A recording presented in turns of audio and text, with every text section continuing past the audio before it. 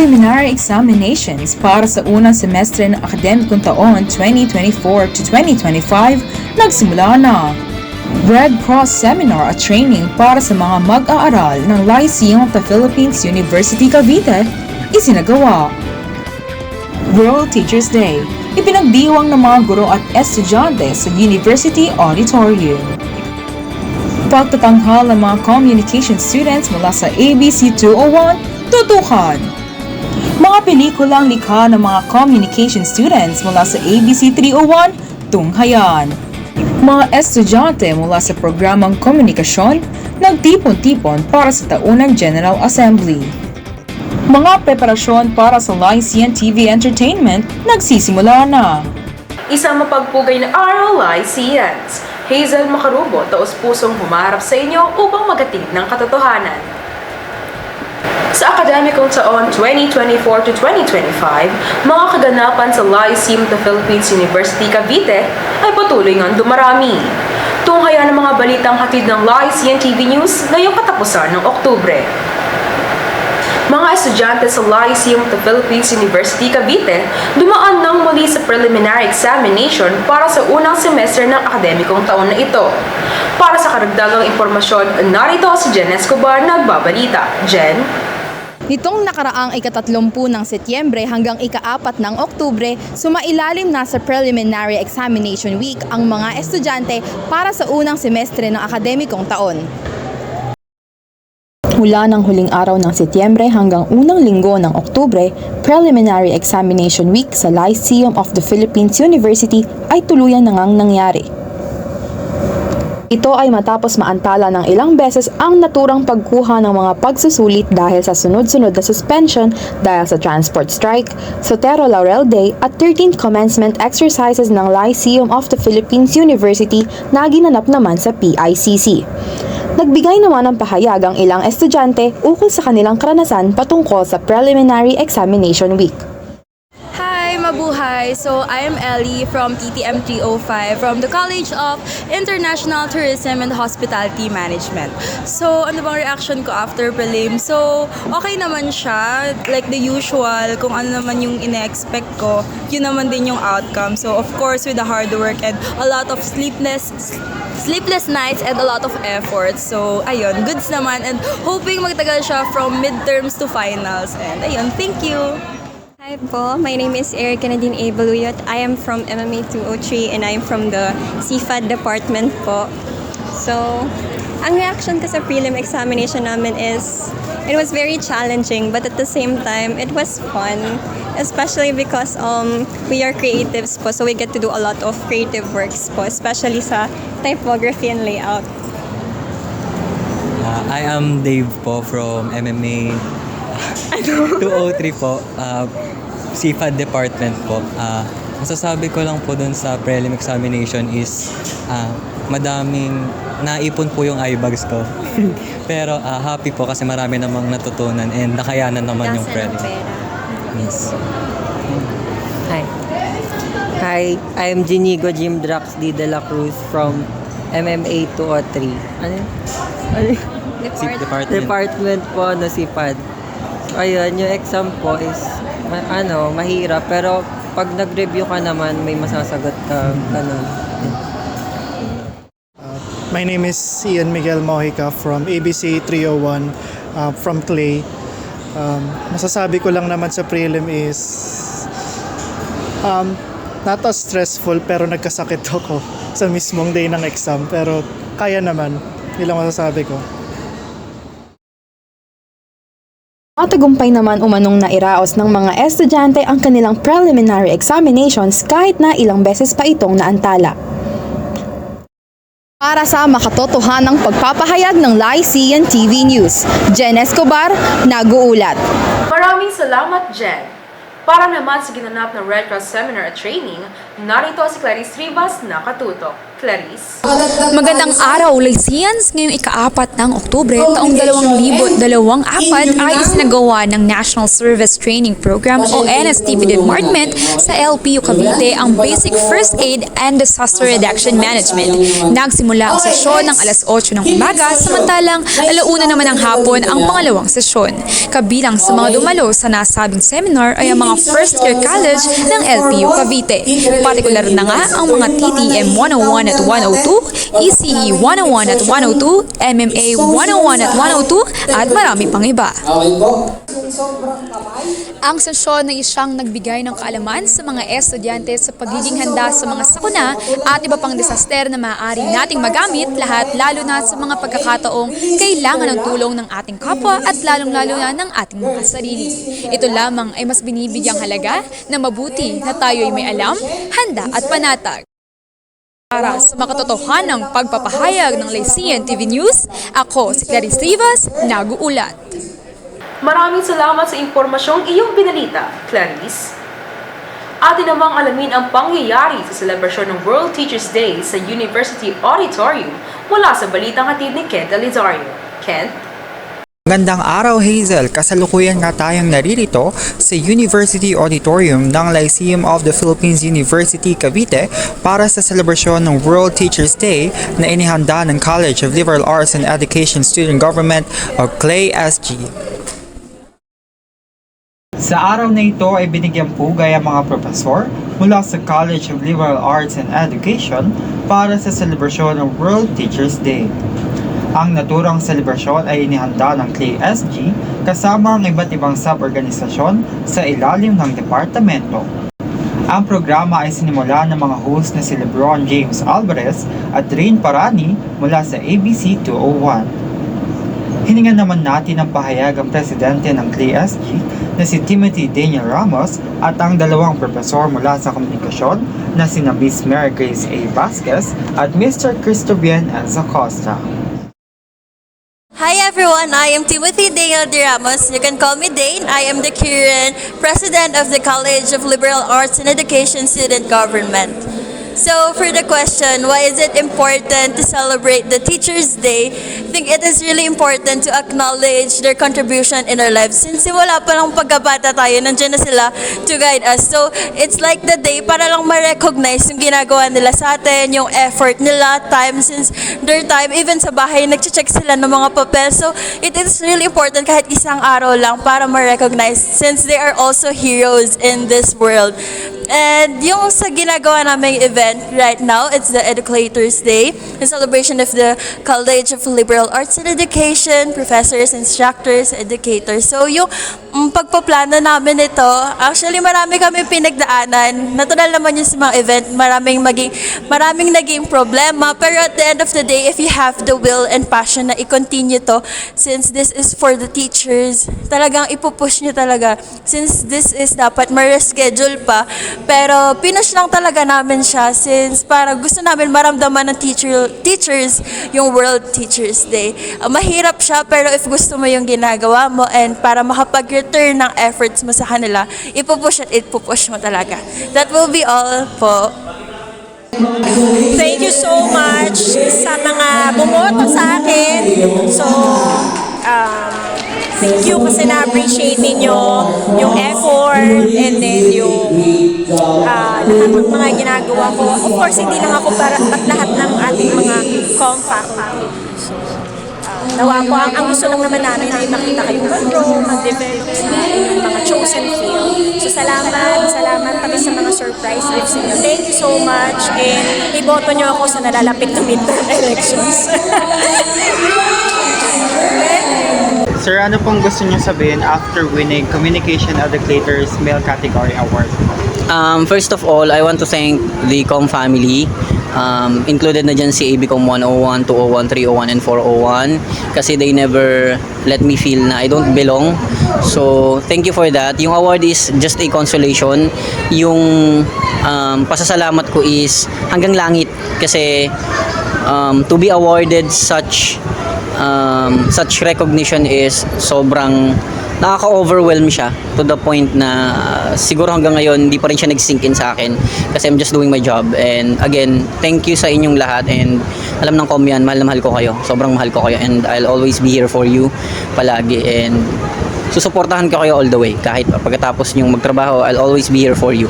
Lagi akong nandito. Pagpatuloy nyo lang pag-aaral nyo, and nandito kami para tulungan kayo. Mahal na mahal ko kayo, Comm. Sobrang thank you sa lahat. Ang laki ng utang na loob ko sa inyo for saving me so many times. Thank you so much. I love you, Comm.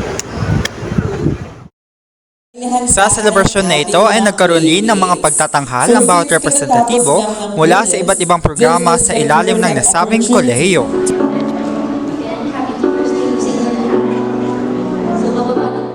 Nagkaroon din ng parangal ang iba pang natatanging guro sa bawat programa ng College of Liberal Arts and Education. Muli ako si Kent Elizario para sa makatotohanan ng pagpapahayag ng Lycean TV News, nag-uulat. Maraming salamat, Kent. Para naman sa susunod na balita, mga estudyante mula sa ABC 201 nagtanghal para sa kanilang Philippine pop culture na subject. Para sa iba pang detalye, narito si Andrea Olivo. Andrea? Hinati umano ng kanilang guro sa dalawang pangkat ang section na kung saan may isang aawit at may isang sasayaw. Ang pagtatanghal na ito ay kabilang sa mga aktibidad ng ABC 201 para sa kanilang preliminary term. Sa kabilang banda, nagsilbi namang manonood ng ABC 301 sa nasabing pagtatanghal upang sumuporta.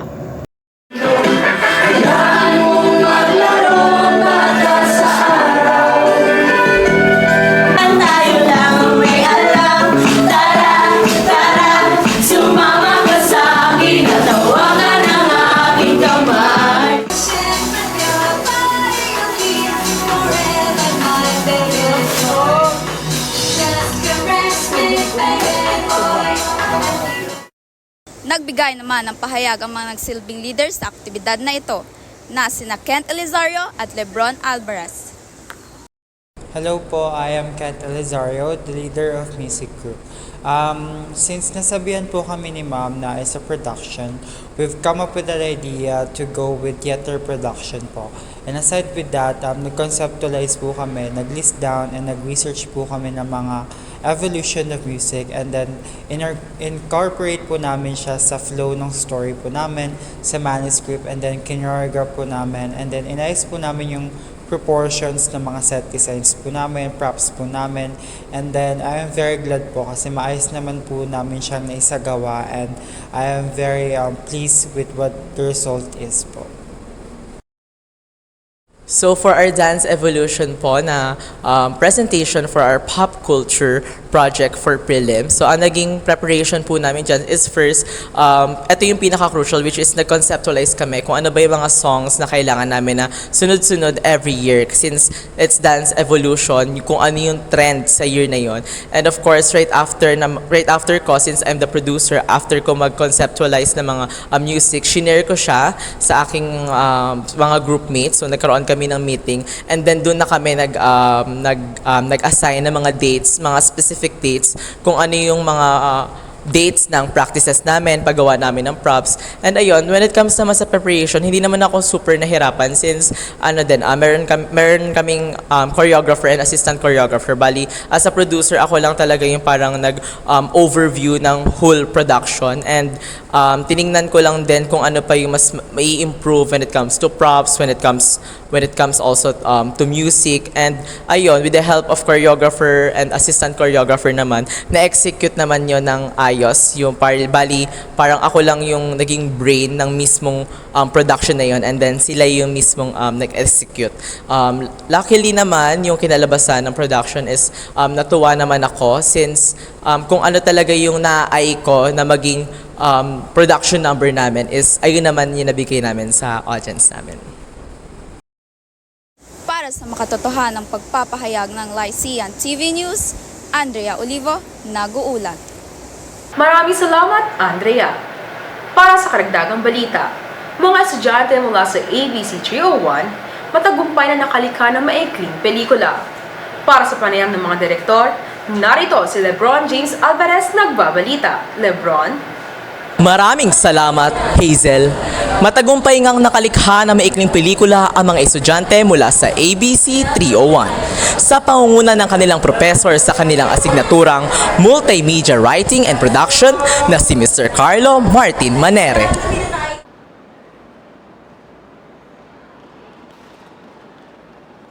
Ito ang mga kuha mula sa maikling pelikula na nilikha ng mga estudyante mula sa ABC 301. Ang section ay nahati sa 3 grupo na kung saan ay may kanya-kanyang konsepto o tema para sa kanilang mga pelikula. Hiningi namin ang pahayag ng bawat direktor na sina Chloe Memihe ng Doppio, Yesha Ortiz ng Nove Media at Jamie Peleño ng Blanco. Hi everyone, my name is Chloe Francesca Mimie. I am the director of Kape by Doppio. Our film, simply put, is what would happen if hindi ka nagpagpag sa funeral. And experiences, no? Tama? Any experiences during the filming? During filming, even though you are a director, you're supposed to teach them how to do things. You really have to internalize the character as well because you're the one who's gonna guide your actors and actresses when they don't know how to visualize or conceptualize the own character that you made. So any tips is to really study the material before you direct. That's all. Okay. Hi guys, my name is Yesha Nicole Ortiz, the director of When I Met Judith by Nove Media. So to give a short description, actually it is a love story pero meron siyang plot twist na hindi mo inaasahan. So, short sentence, one sentence na what will happen if you meet the one or when you meet Judith? So, my experience, actually it's my first time again to direct a film kasi yung last ko is no first year.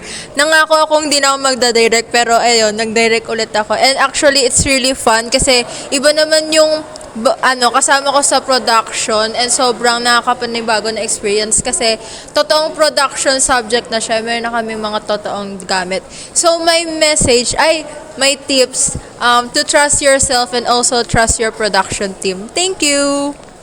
Hi everyone, I'm Janie Marie P. Peleño. I'm the director of The Encounter from Blanco Productions. So The Encounter is basically all about experiences. It was honestly a fun and thrilling experience for me po. Lalo na it was my first time to direct a short film. And super fun kasi ang gaan kasama ng production team. Puro lang kami tawa, ganon. And yeah, I've got so much love for all of them. And tips, enjoy the process. Ayun po. Thank you. Bagamat matagumpay ang naunang proyekto, nasa proseso ng muli ang ABC 301 para sa susunod pa nilang proyekto. Para sa makatotohanang pagpapahayag ng Lycean TV News, Lebron James Alvarez, nag-uulat. Maraming salamat, Lebron. At para sa pinakainaabangan, mga estudyante mula sa kursong komunikasyon nagtipon para sa taunang Com General Assembly. Para sa iba pang detalye, narito si Jen Escobar. Jen? Maraming salamat, Hazel. Narito nga tayo ngayon sa COEXA Hall para sa taunang Communication General Assembly na pinangungunahan ng United Communicators. Para sa Communication General Assembly ng taong ito na pinamagatang Fiesta, WA Communication General Assembly 2024, ang nasabing pagtitipon ay may temang Philippine pop culture. Dahil dito, isa sa mga palarong inihanda ng United Communicators ay tinatawag na Dress to Impress na kung saan ay malayang gayahin ng mga estudyante ang ilan sa mga iconic na artista sa Philippine media. Sina Clarice Rivas at Kyla Bernabe ng ABC 201 ang host ng naturang pagtitipon. Ang programa ay sinimulan ng isang mataimtim na panalangin na pinangunahan ng United Communicators Officer na si Andrea Salunga. Sinundan naman ng isang masiglang pagtatanghal ni na Irvin Caparino at Natalie Sambo mula sa ABC 301.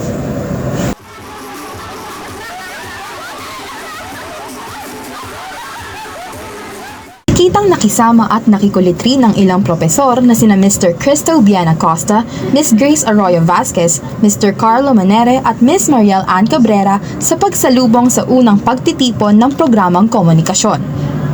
Sa pagpapatuloy ng programa, Dito na ipinakilala ng Unicom officers at production heads ang kani-kanilang guilds na pinamumunuan.